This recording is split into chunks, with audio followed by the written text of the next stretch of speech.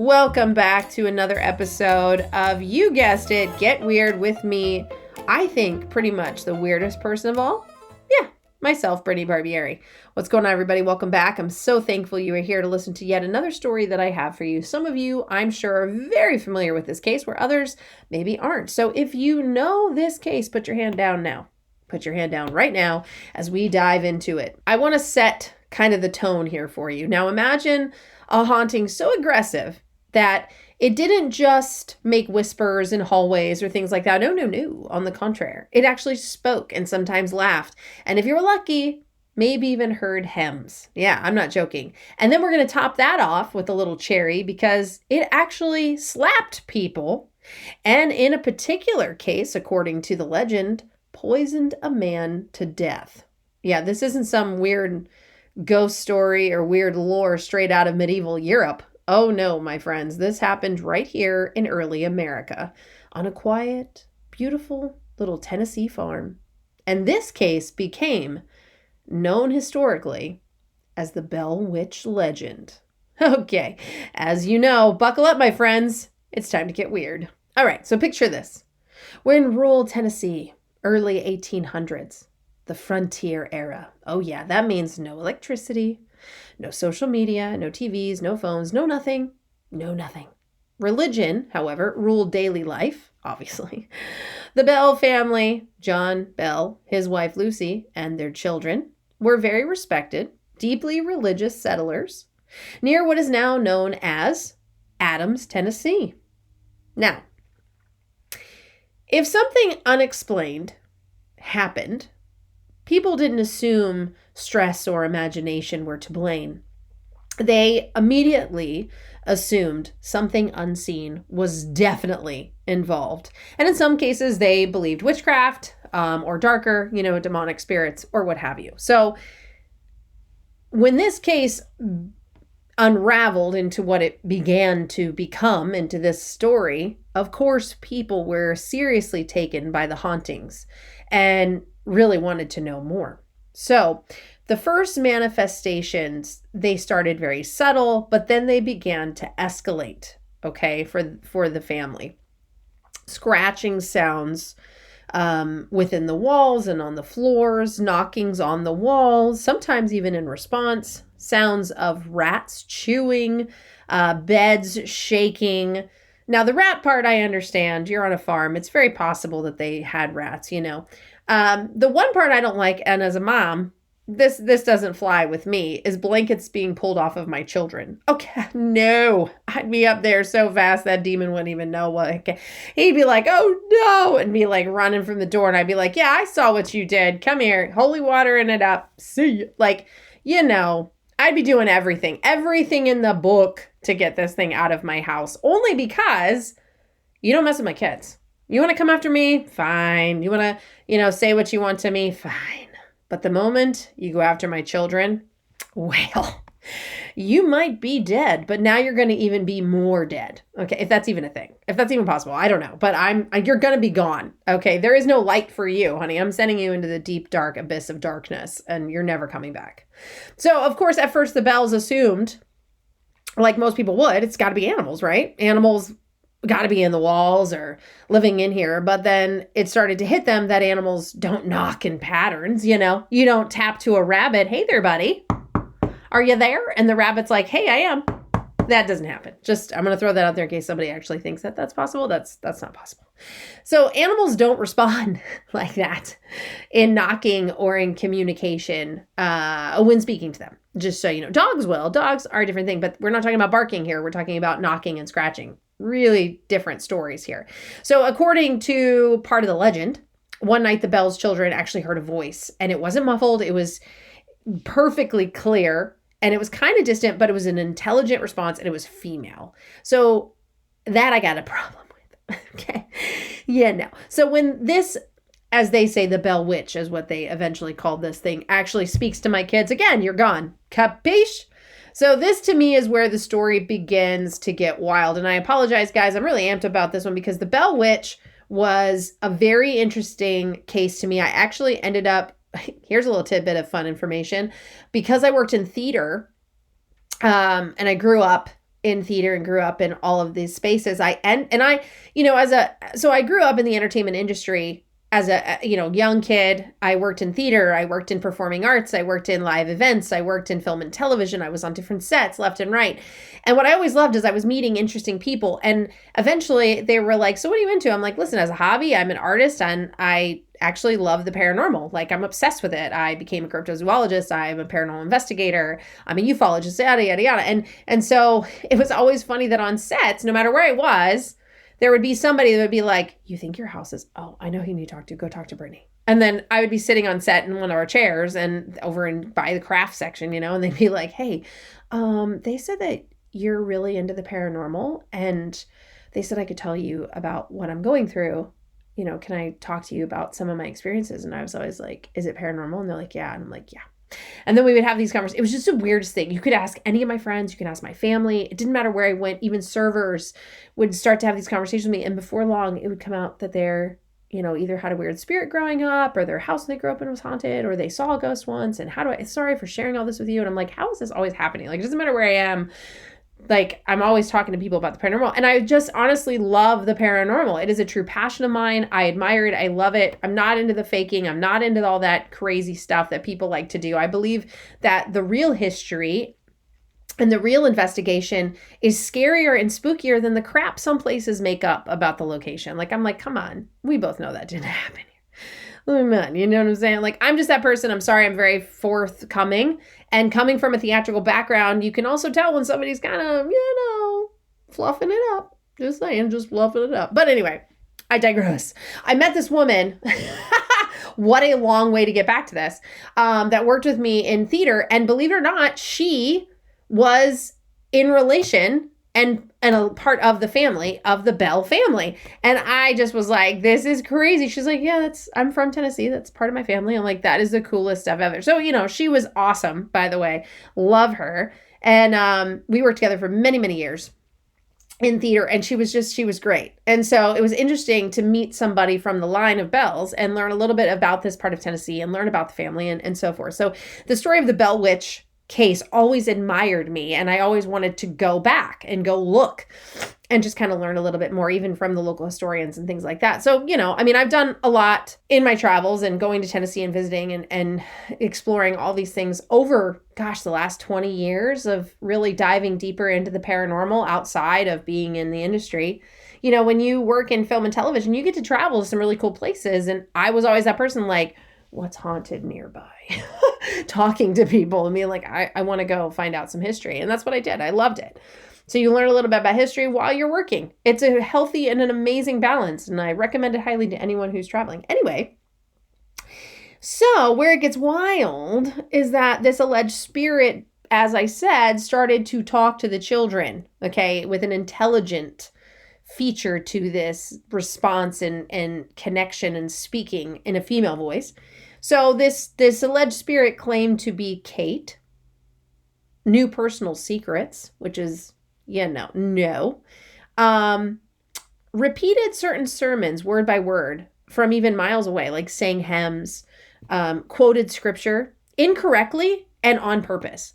What? So that to me tells me we're dealing with a demon. We're dealing with something that is purposely trying to attack a family, right? For whatever reason. So why you would quote a scripture incorrectly on purpose is beyond me, unless you're purposely trying to antagonize a family and torture them. And yeah, let's just go there. This is going to be a controversial case, guys. I'm not saying where I sit on any of this. I'm just telling you the facts. Okay, I'm just going to lay that right there on the table because I don't want anyone jumping down my throat. This was also a very religious time in the 1800s, and I just want to leave it there. Okay, let's get back to it. So the spirit didn't just haunt, of course, the family. It began to converse with the family. It debated, which is so strange. It began to mock the people, and it targeted one person relentlessly, John Bell, okay, the father, completely attacking him. Physical attacks, even hair pulling, slapping, pinching. The attacks then focused on Bell's daughter, Betsy. Witnesses even claim that Betsy was thrown across the room, not shoved, like physically thrown, as if something picked her up with a force and threw her across the room. Now, for anybody trying to say that that's fake, this is at 1800s, at a time where really kind of hard to fake stuff. There's no CGI. Just gonna throw that out there. Well, for me, this is another part of the story that I always like talking about. Andrew Jackson's alleged encounter. Now, again, there's so many people out there. I like to see all of the details and all the different pieces and parts. And there are so many people out there that have blogs that are like, there's no proof and there's no this and it's all fabricated. It's all made up. He was not involved. Whatever the case is, I don't care. The point is that there are speculations and rumors through a mix of people, including some historians that do believe and will debate. There are some historians that believe it, and there are some that debate it and say there's never been anything truly written in this account. But I just have to give you some of the facts, and you do the rest from there. So when we lead into this debate, according to multiple historical accounts, General Andrew Jackson, yes, like the Andrew Jackson, like I said before, decided to investigate the Bell Witch claims. Jackson's wagon mysteriously stopped. Okay, I don't know if, the wheel bearings, let's not get ahead of ourselves. Okay, it wouldn't move until the spirit mocked them. Now think about that. Okay, Jackson allegedly said that he'd rather fight the British again than face that witch. Okay, folks. Now, historians debate on this part, on that quote. I would rather fight the British again than face that witch or face the witch. It's written in two different ways. But the story did appear in written accounts not long after the events that took place at the Bell Farm. And it was actually long before modern ghost lore even became a thing and went viral. So the fact that this is written, it is compelling. It is interesting. And yet some historians will fight this. So many freaking keyboard warriors on Instagram and on the internet and Google diploma people, yeah, I called them that, also feel like they know this. But I have had conversations with historians that said there's reason to believe that some notable figures may have investigated this. We need to have more information on this, but we can't discredit it. And we do have to pay attention to the time, and we do have to pay attention to the literature and other things and articles that have been written about the Bell Witch case that are very intriguing. And there are other things that are written now and that are out there, especially in Tennessee. And you can talk to some of the historians about it. They keep diving deeper into it. And I think that's very fascinating. And so for me, I'm not going to close the door on some of these things. I think it's all on the table. We'll never really know for 100% certainty until we build a time machine and go back and see it for ourselves. And I don't think you should ridicule or make fun of or bully anybody online if they have a difference of opinion or a different way of research, or maybe have talked to somebody else and perhaps going down a different avenue of figuring this out. I think it should all just be on the table. And as an investigator myself, I think we should look at every piece and every part and just kind of look at it the way you need to, because you could be missing a huge piece of the puzzle and it's been there all along, but you were so blinded by your ego to be like, no, this is so wrong because Google and this and that. Listen, Google is great for resource, but it is not education. Okay. Resource in the sense of amazing websites like newspaper websites or historians that have uploaded actual physical documents to libraries for you to skim through. Again, great resource. But, blogs and Reddit and heck, don't pay attention to social media reels. Half of them are AI these days, so they're not real. So I just encourage you that before you jump on anything and attack anybody online from a difference of opinion or investigative tactic, they have a reason why they're saying what they're saying or a way that they look at, right? Because they maybe have been boots on the ground and talked to people there, or maybe talk to Bell family themselves. Like I got the amazing opportunity of meeting a distant relative of the Bells. So again, just take a step back, relax, show kindness, and let's work together, right? Okay. So let's get to the darker part of the death of John Bell. Now, he allegedly fell mysteriously ill with paralysis and trouble speaking, but yet there was no proper diagnosis. Now, again, this was the early 1800s. A lot of things could happen. There were a lot of diseases at that time. Other things, I wrote them down here that I want to point out. Other things that were found allegedly, let me write that. Was a strange vial that seemed to have appeared.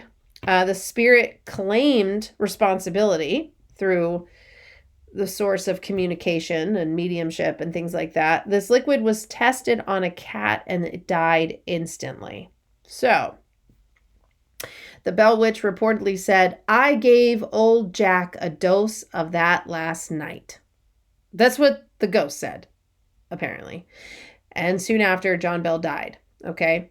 And the haunting, it almost seemed like it celebrated that he died. Now, what kicks me with this is that his name was John, not Jack. Gave old Jack a dose of that last night. Now, is it being contradicting? Is it being a jerk? I don't know. Really don't know. After John Bell's death, however, the activity slowed down some. The spirit claimed it would return in 7 years and then again in the future, repeating the 7-year pattern, I guess. People still report, though, however, to this day, of voices, disembodied laughter, and physical sensations near the Bell Witch Cave that you can go visit today, which a lot of people investigate and so on and so forth. And so, in closing, as I always do, whether this was perhaps mass hysteria, something psychological even, or something like, let's just put this out there, really paranormal, the Bell Witch remains one of the most documented haunted cases in American history to date, and one of the most heavily debated hauntings to date, as they, in some cases, some people think the whole thing was a hoax. They were doing it for attention. It was this, it was that, and on the flip side, you talk to certain people and they're like, there was no need for them to have any attention on this family. And you see that a lot in history. This also had multiple witnesses, plenty of written records on this incident, physical attacks that were documented, written down, and then you also have John Bell, a death that was allegedly tied directly to this entity and the entity taking ownership of murdering this poor man.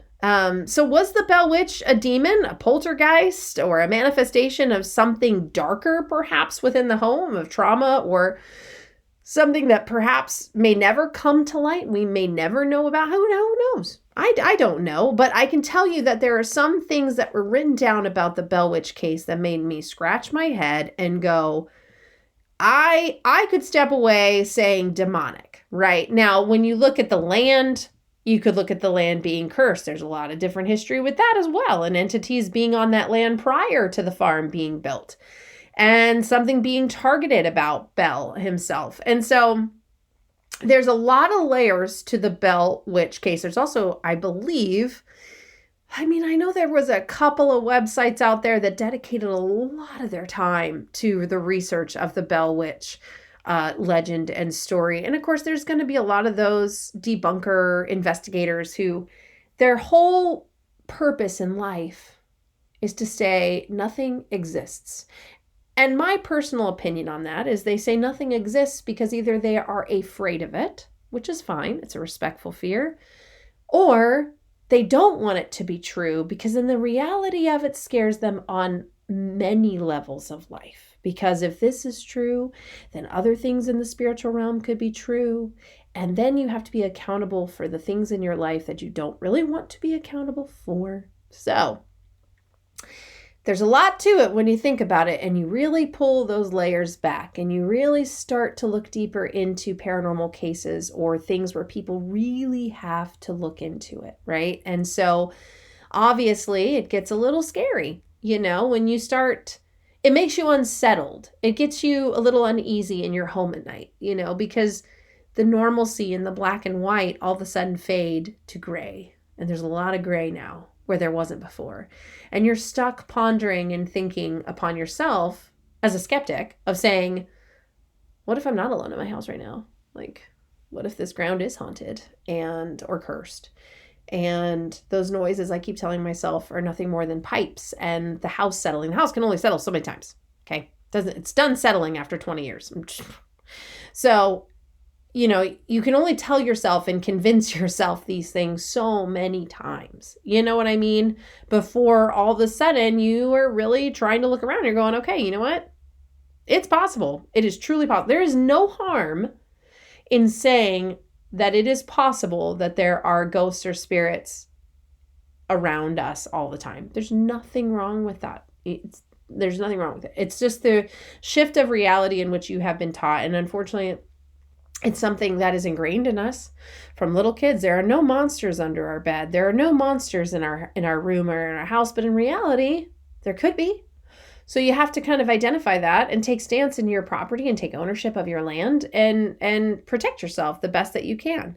So in this particular case, I feel that it reminds us that history can be way stranger than fiction, right? And with that, I think that if you haven't truly learned about the Bell Witch case, I think you should take the time to go up to the cave. I think you should take the time to talk to the local historians. I think you should take the time to talk to the locals there and listen to some of the stories, listen to some of the accounts. It's amazing. There's still some history that has yet to be discovered about the Bell Witch case. And there's belief that there is still some, unwritten or written documents that have been not unearthed yet, is what I'm trying to say. And if that's the case, what will that tell us? What information is in those pieces that we just don't have access to yet? And so for me, that keeps this case alive. And the more accounts that keep happening, I don't know if this is the 7th year. Perhaps we'll hear something this year again of the Bell Witch. And if that's the case, we should go investigate it. We should get on boots on the ground and not be afraid, but acknowledge it and see if it's real, see what's causing it. I think that's the most exciting and fulfilling thing about the paranormal and the drive of it is that I don't see it the way most people in this field see it. And I never certainly started it to, have a team and be doing this every weekend because I didn't want to become sick of it or make it a job or have it to the point to where, I don't get enough evidence. Oh, I've got to fake shit. No, I don't believe in faking anything. Excuse me for cursing, but I don't believe in faking anything. I just don't. I think that if it's real and it's going to happen and it's there, let it happen. You don't have anything to prove to anybody. Who cares? It's not your circus, the paranormal and spirit realm, and even in Bigfoots and things like that. Like, this stuff isn't going to just come perform for you because you said to dance, it's going to happen when it's supposed to happen. Everything is on a cycle, a frequency, and it has to happen when everything aligns perfectly. Now, I do see a lot more around water and flowing water because that's a conductor of energy. It makes sense. Certain stones, conductor of energy. It makes sense. It's a higher pulse in the frequency and the layers of our universe that we're still grasping to understand. There's so much to it that makes it so fascinating that I just get enthralled in it and excited about it just as much as I love the work that I do outside of the paranormal. I get excited about that stuff too, but I enjoy it. And I never want it to get to the point where I don't enjoy it because then you lose it. And this goes for all framing of work life, right? If you love it, don't abuse what you love. Enjoy what you do and do it on your time. You're no one's show pony. You don't have to perform for people every day. Like, do it because you love it. Do it because there's something in you that burns for it and it excites you. Then do it. Do it. I say go for it. But that's just me. Anyway, again, I love to go on and on and on in this realm of just being positive. I just love positive. I just love being positive. I love being kind and being humble and showing kindness to others and supporting others and lifting everybody up. And let's just be there for each other. No tit for tat. No, I'm better than you and my equipment's better than yours and the way you investigate stupid and mine's the best and I'm the only way and I was taught by so-and-so. Who cares? At the end of the day, we don't get to sit with a ghost and learn about the other side. So no one's better than anybody else. We are still learning about the field every day.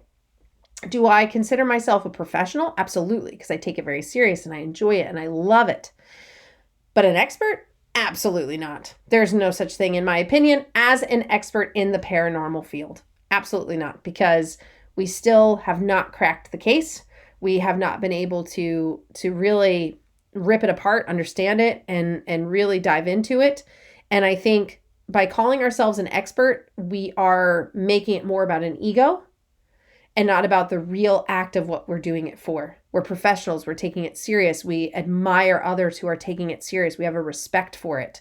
And therefore, we are all investigators with a drive for the truth under the same practice, right? Maybe coming at it different ways with different equipment, but we're all trying to find the truth. And I think that's okay. That's a good drive. That's a great place to be. So life is short, my friends. Tomorrow is not promised to anyone. So enjoy the day, live it to the fullest, show kindness, give it back, perhaps even buy someone's lunch today through a drive-through. Just, one random act of kindness could really change the world. And I know that doesn't have anything to do with the Bell Witch case, but in a sense, it kind of does, because when they reached out for help and asking people to please help them, they're trying to figure out what's going on. So many people didn't believe them because they felt they knew better and thought they were lying. Okay. And here was a family that wasn't, and they were really trying to beg for help, and everyone turned on them. And I hate to see that. Just because it's not happening to you, or because you haven't actually had an experience like that, doesn't mean it's not real. So take a step back, because I'm going to tell you right now, I've never seen $1 million in a room, but I know it exists. Just saying. And I've never physically seen the wind. I've seen the effects of the wind. I've seen and heard the wind, but I've never, you can't see it. So, but you know it exists. So I'm just saying, there are things out there that we can't always explain, but we know it exists and we know it's there. Doesn't mean it's not real. And science can't always debunk everything. And in some cases, science has actually proved the existence of the paranormal realm, but yet the modern man refuses to accept it. So let that sink in, folks. And if you think I'm crazy, just actually look up the scientific papers, because I enjoy a good scientific paper read. I really do. I don't know why. I think they're interesting reads. I love reading what people have come up with in their thesis or their approach of theoretical science. And there are just some really incredible papers out there of really mind-bending things within quantum physics and the physical, world and the physics itself. And boy, if you read those, you'll be like, I don't know what I just read. I think my noggin is numb or broken, but a couple of them actually made sense. It'll rack you up, but it's a good read. So on that note, have a wonderful day at work. If you're listening to me before going to bed, have a wonderful good night. If you are listening to me while you're in the gym, you can do it. Get it done. I love it. Don't do it until you're sweating. You know what I mean? And no selfies in the gym, please. And if you are leaving work, have a wonderful day off tonight. Relax, enjoy yourself. And it's Friday. We're going into the weekend, my friends. Have an amazing weekend. It's a long weekend. No school Monday. Hey, for the parents who are like, oh, but for the parents who are like, yay. Yeah, we're all in this together. Okay? So have a great weekend. I am your biggest fan. I may not know you, but I love you. And I hope to have you back next Friday on another crazy episode of Get Weird, where we like to get weird. Take care, everyone.